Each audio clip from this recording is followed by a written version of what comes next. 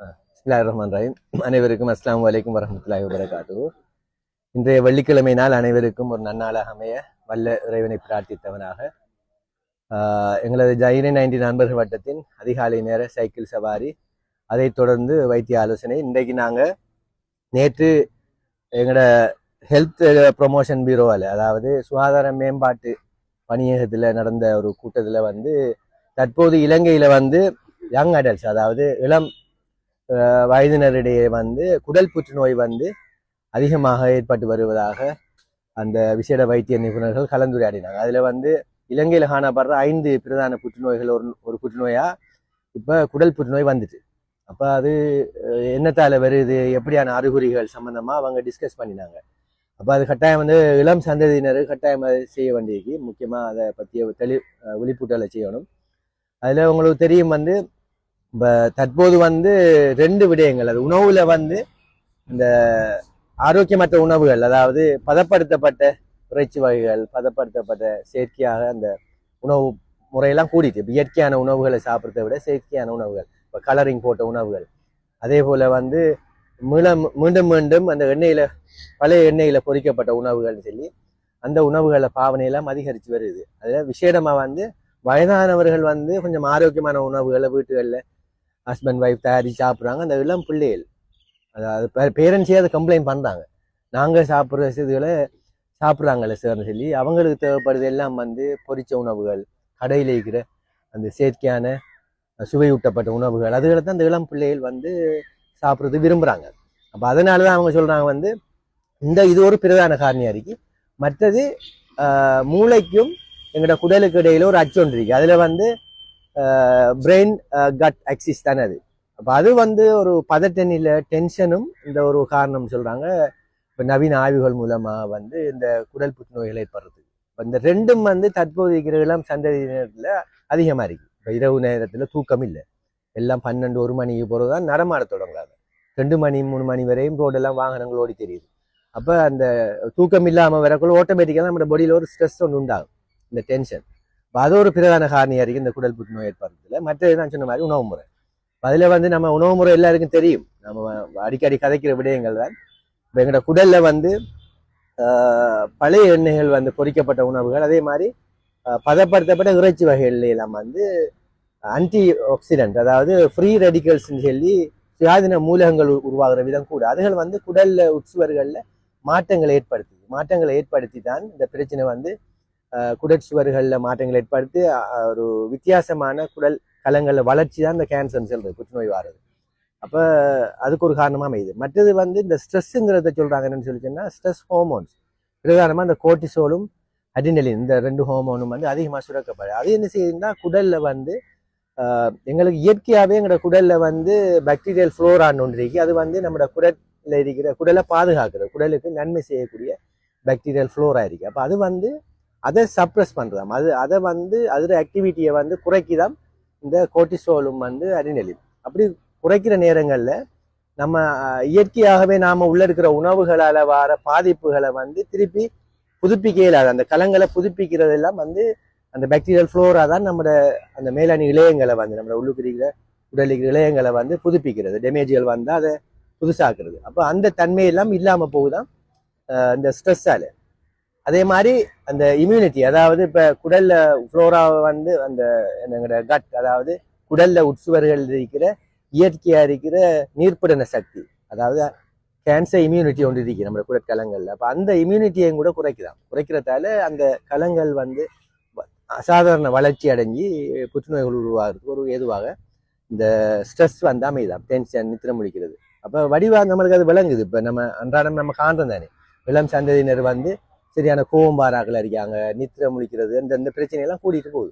அப்போ அழகா அந்த ஜாயிண்ட் ஆகுது, இந்த 2 உணவு முறையும் இந்த இதுவும் சேர்ந்து இந்த குடல் புற்றுநோய் வாருது.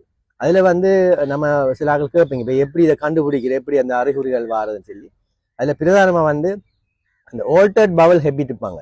சில ஆட்கள் சொல்லுவாங்க, சில நாளையில் மலச்சிக்கல் இருக்கு, டாய்லெட் போகிறது கஷ்டமாக இருக்கு, சில நாளையில் லூஸாக போகுது, ஒரு நாளைக்கு 3 நாள். இது இருந்தால் கட்டாயம் நீங்கள் டாக்டர் அட்வைஸ் எடுக்கணும். அதுக்கு பரிசோதனை கொலனோஸ்கோப்பின்னு சொல்லி கேமரா போட்டு பார்த்தோம்னு சொன்னால் நாங்கள் அதை கண்டுபிடிக்கலாம். அதுக்குரிய விசேட வைத்திய நிபுணர்களை சந்தித்து அதுக்குரியது செய்யலாம். அப்போ நீண்ட காலமாக இப்போ ஒரு மாதமா இன்னைக்கு எங்களுக்கு மலை கழிக்கிறதுல வந்து வித்தியாசம் இருக்கு. வளமையான மெத்தட் இல்லை. அப்படி சிம்பிளா சொல்றேன் நான். இப்போ நம்மளுக்கு வளமையா போற மாதிரி இல்லை. இப்போ மலம் போறது கொஞ்சம் ஒரு 1 மந்த்தா டிஃப்ரெண்டா இருக்குன்னு சொன்னா கட்டாயம் நாங்க பார்க்கணும். மற்றது மலத்துல கொஞ்சம் ரத்தம் கலந்த மாதிரி இருந்தா இந்த பைல்ஸ் வருத்தம் எல்லாருக்கும் தெரியும். பைல்ஸுங்கிறது வந்து அந்த மலச்சிக்கலோட அவரத்துல பிளட் போமரப்புறம் நின்றும் அது வந்து வெளியில ஏதாவது நம்மளுக்கு வெளியில ஒரு கட்டி மாதிரி வரும், கைக்கு படும். அப்ப அது பார்க்கலாம். அப்படி இருந்தாலும் நாம டாக்டர்கிட்ட போய் காட்டினா டாக்டர் சொல்லுவார் இது வந்து பைல்ஸால பிளட் வருதுன்னு சொல்லி. அது கொஞ்சம் ஃப்ரெஷ் பிளட்டா தான் இருக்கும். சரி, அப்ப இது வந்து கொஞ்சம் கொஞ்சம் கருப்பு நிறமா இருக்கும். அதாவது கொஞ்சம் மேலுக்கு இருந்து வரக்குள்ள பிளட் வந்து மாற்றம் அடைஞ்சு வரக்குள்ள கொஞ்சம் கருப்பு கொஞ்சம் சிவப்பும் கலந்த மாதிரி அப்படி ஏதோ அப்படி மலத்தோட ரத்தம் போனா நீங்க டாக்டர்ஸ் அட்வைஸ் எடுங்க கொண்டு காட்டி அவங்க பார்த்து சொல்லுவாங்க. அது ஒன்று. மற்றது நீண்ட காலமான மலச்சிக்கல் அதையும் வச்சு கொள்ளக்கூடாது. எல்லாரும் என்ன செய்யணும்னா மலச்சிக்கலுக்குரிய பானியை குடிச்சு போட்டு இருக்கிற போத்தல பானியை குடிக்கிற இருக்கிறது. அப்போ அதை கட்டாயம் நீங்க அதை செக் பண்ணி பார்த்துக்கொள்ளணும். மலச்சிக்கல் அதே மாதிரி நான் சொன்ன மாதிரி மாறி மாறி வருது. மலச்சிக்கல் மரப்புறம் லூஸா போறது 4-5 தினம் போகுது இப்படியா. அதே மாதிரி ஒரு அசாதாரணமான ஒரு ஒரு ஒரு 1 மந்த்துக்குள்ள திடீர்னு அப்புறம் 4-5 கிலோ வெயிட் லாஸ் ஆயிட்டு வேற காரணம் இல்லாமக்கு நம்ம இப்போ ஏதாவது பிஸியால ஸ்ட்ரெஸ் ஆயிருந்து இல்லாமக்கு சும்மா திடீர்ந்தாப்புல நான் சாப்பிட்றதான் வெயிட் வந்து திடீர்ந்தாப்புல குறைஞ்சா இதுகள் வந்து நாங்கள் கட்டாயம் வந்து செக் பண்ணி பார்த்துக்கணும். அப்போ நம்ம ஆரம்பநிலை கண்டுபிடிச்சோம் சொல்லிச்சேன்னா அந்த பகுதியை மட்டும் ஏன்னா குடல் புற்றுநோய்களை வந்து 50% மேலதிகமான இந்த குடல் புற்றுநோய் கண்டுபிடிக்கப்படுற டைம்ல உடம்புல எல்லா இடத்துலையும் பரவிடுமா. இப்போ வெளியால இருக்கிற கட்டி நம்ம உடனே பார்ப்போம். மார்பு புற்றுநோயெல்லாம் டக்குண்டு குளிக்கிற டைம்ல வாஷ் பண்ணக்குள்ள கைக்கு தட்டுப்பாட்டா உடனே காட்டிடுவோம். பரவுறதுக்கு முதல்ல காட்டிடலாம் வெளியால இருக்கிற கட்டி. இப்போ உடலுக்கு உள்ள இருக்கிற கட்டி வந்து நம்மளுக்கு மதிக்க இயலாது. ஏதாவது அறிகுறி தெரிஞ்சா அதை அன்னரம் போய் நம்ம ஏர்லியா கண்டுபிடிச்சோம்னா ஓகே. அந்த அந்த துண்டை மட்டும் பட்டி எடுத்துட்டு அது ரெண்டையும் ஜாயின் பண்ணி விடுவாங்க. எந்த துண்டுல அந்த குடல் புற்றுநோய் இருக்கோ அதை ரிமூவ் பண்ணி போட்டு அனஸ்டமோஸ் பண்ணி ஜாயின் பண்ணி விடலாம். ஆனா கூட 50% மேற்பட்ட புற்றுநோய் அந்த குடல் புற்றுநோய் கண்டுபிடிப்படக்குள்ள உடல்ல எல்லா இடத்துக்கும் பரவிடும். அப்ப அதுக்கு காரணம் இந்த கேர்லெஸ். நாம டாய்லெட் போவாடி அதுக்கு மருந்துகளை பாவிச்சுட்டு நாமளாக சிகிச்சைகளை செய்து கொண்டு இருக்கிறது. ஆகவே தயவு செய்து நாம இதை பார்த்து போட்டு நாம மற்ற வைத்தியம் எல்லாம் செய்யலாம்.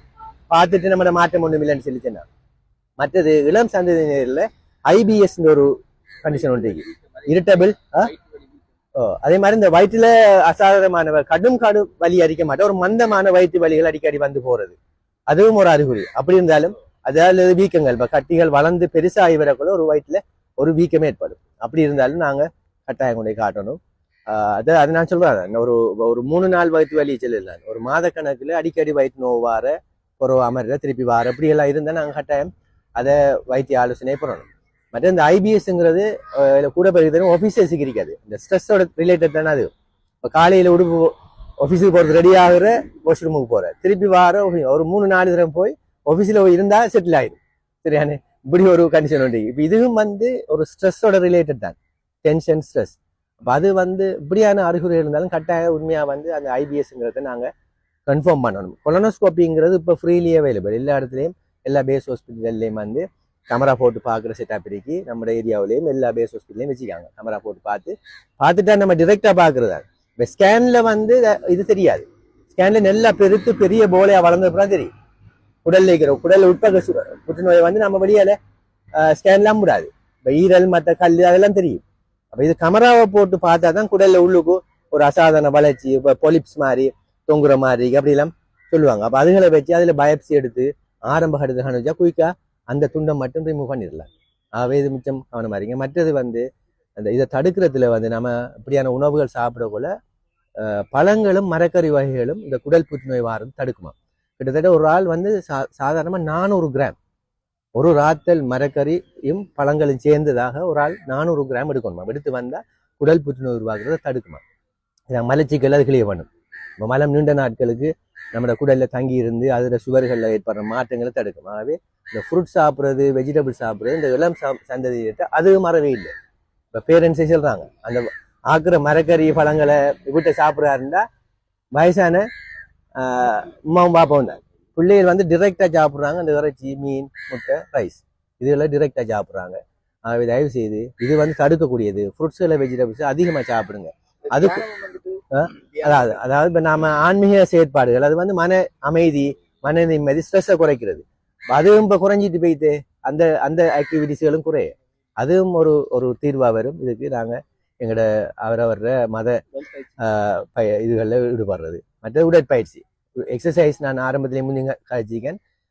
உடற்பயிற்சி வந்து பிரதானமாக 2 புற்றுநோய்களை இல்லாமல் கொண்டு மார்பு புற்றுநோய் குடல் புற்றுநோய் ரெண்டையும் தடுக்கிறதுல வந்து உடற்பயிற்சி ஒரு பெரிய பங்கு வகிக்குது. ஏன்னா எக்ஸ்ட்ரா உடம்புல இருக்கிற கொழுப்புகள் அதுகளை வந்து அந்த இது வந்து ரிமூவ் பண்ணும். பிரதானமாக அந்த குடல் புற்றுநோய்கள்ல சொல்றாங்க வந்து அந்த கொழுப்புகள் ஹீட் பண்ணப்பட்டு அந்த கொழுப்புகள் வந்து அந்த குடல்ல ஏற்படுற மாற்றங்கள் தான் அந்த குடல் புற்றுநோய்கள் பிரதான காரணமாக இருக்கு. ஆகவே நாங்கள் உடற்பயிற்சியை அன்றாடம் ஒரு 30-40 நிமிடங்கள் வந்து உடற்பயிற்சி செய்கிறது, சைக்கிளிங், ரன்னிங், அதுகள் ஓட்டம் அதுகளை செய்கிறது, நடைப்பயிற்சி அதுகளை மெயின்டைன் பண்ணுறது. அதே மாதிரி நான் சொன்ன மாதிரி மரக்கறி ஃப்ரூட்ஸ்களை வந்து ஒரு 400 கிராம் பெரிய அளவில் சாப்பிடுங்க. சாப்பிட்டு வந்தால் இந்த குடல் புற்றுநோய்கள் வாரத்துலேருந்து தடுக்கும் கேட்டு விடைபெறுகிறேன். அதே மாதிரி போதிய தூக்கம், அதாவது மன அழுத்தம், ஸ்ட்ரெஸ், டென்ஷன், அதில் வந்து தூக்கம். நம்ம தூக்கத்தை பற்றி பல ப்ரோக்ராம் காய்ச்சிக்கோம். நாம் எல்லாம் தூங்குறது நம்மளுக்கு நன்மை இல்லாத நேரத்தில் 2 மணி 3 மணி பிறகு தூங்குறோம். அது கூடாது. ஒரு 10 மணி 9 மணி 10 மணியோட தூங்கி ஏர்லியா எழும்பலாம். அந்த செட்டப்புக்கு எங்களை தூக்கத்தை மாற்றி அமைக்கணும். மாற்றி அமைச்சா நம்ம இந்த ஸ்ட்ரெஸ் வந்து பொடியில் குறைய இந்த குடல் புற்றுநோய் வாரத்தை அதுவும் தடுக்கும் கேட்டு விடைபெறுகிறேன். நன்றி. அஸ்ஸலாமு அலைக்கும்.